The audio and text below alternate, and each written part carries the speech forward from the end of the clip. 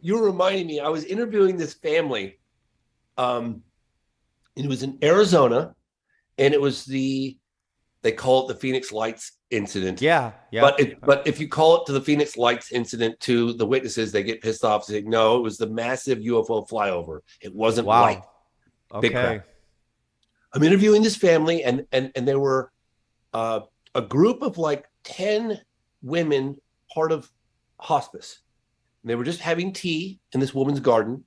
And it was March 13th, 1997, about 7:30, 8 o'clock p.m. In a rural area of Phoenix. They're having tea. And they said that this object was like a floating city.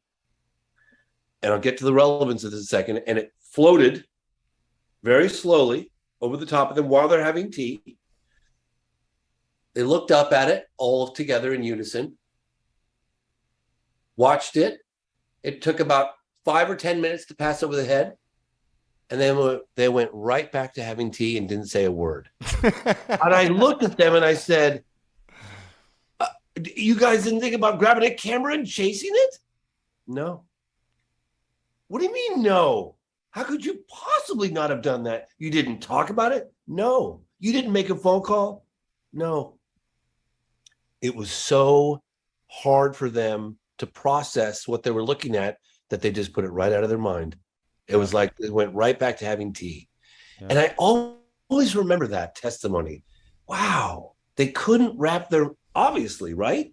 Yes. They couldn't wrap their mind around it. No reference. Right. Yeah, there were no reference. There's no place for that. There's no cubby hole for that one. Yeah. Yeah. Exactly. Yeah. You know what I mean? And that's America. They're America. That, or the world. I really feel the whole world would act like that. You might very well have a very good point. I don't know. I mean, I don't think the government has anything to worry about. Like, we can handle it. I promise you, you know what I'm saying? Like, it's just, I really think it would just be nothing. I think that they're doing it. I asked a government official one day, I said, do you anticipate any type of disclosure? And he said, come again? I said, disclosure, like disclosing what we know.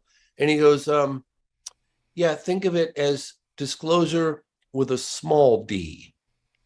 So they let a little out, they'll leak a little more, test the water, how's everybody reacting? A little more comes out, you know what I mean? Yeah. And that's quite possibly what's happening now. Again, as I said earlier in the show, you can't put the genie back in the bottle. Sure. It's coming out. There's going to be apparently a big statement coming at the end of this month, October. Oh, wow. Yep. There's going to be a fairly, I'm hearing some rumors circulate. Well, we know for a fact. Like from the government? Yes. The government's making a statement, the intelligence community, at the end of this month. That's happening. What they exactly say, wow, I don't know, but apparently things are moving in the right direction. I talked to like my people within, that tell me, that keep me kind of, in the loop on things. So wow. Yeah. And so those things are happening. Obviously, I'm going to keep putting pressure on. I want answers. I want to know where that debris and the bodies from Varginha were taken. I want to know. I'm curious. I don't make these films just for entertainment. I mean, this is like, I'm just like a part of the citizenship. I'm Joe Public. I'm out there just trying to get answers, right? I really want to know what they know. And I feel like the more I learn, the more pissed off I kind of get. Like, hey man, we're entitled to this information too. We pay taxes. Like, I don't think you should feel privileged to the point where you can't trust the general population with this information. We should be entitled to it. I go after this stuff because I want to know, and I share the results of my personal investigations with the rest of the world. I don't ever try to ram anything down someone's throat. Yeah. I don't expect them to don't believe me, because I wouldn't. What do I know? But listen to the witnesses. But you know what I mean? Like, sure. Just listen to the witnesses. Like, yeah. I get personally attacked sometimes, and I just say to myself, well, hang on a second. What am I saying? What statements am I making? I don't know what it is. Correct. I don't know where it's from. I don't know. I don't have those answers. Yeah. But There is incredibly compelling evidence that a UFO crashed in Varginha, Brazil in January of 1996, and that there were live creatures, beings, ET, whatever you want to call them, recovered. One alive, one dead.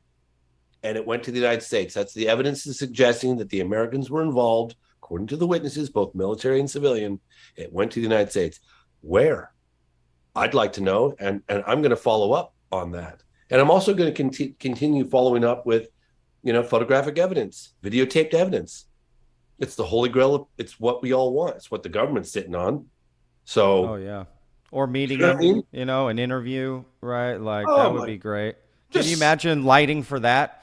Hold on, put a little more on your black eye right there. That eye is so big and dark. I got to lighten that up a little bit. Can we put a little rouge? Yeah, mic check. Yeah, let's get a mic check. He's gonna need two mics. He's got two mouths. Okay, we got look, how can we record telepathy? Yeah. How do we get that on camera? He's like, I got a special camera for that. We have to put little, those little blurb things that come,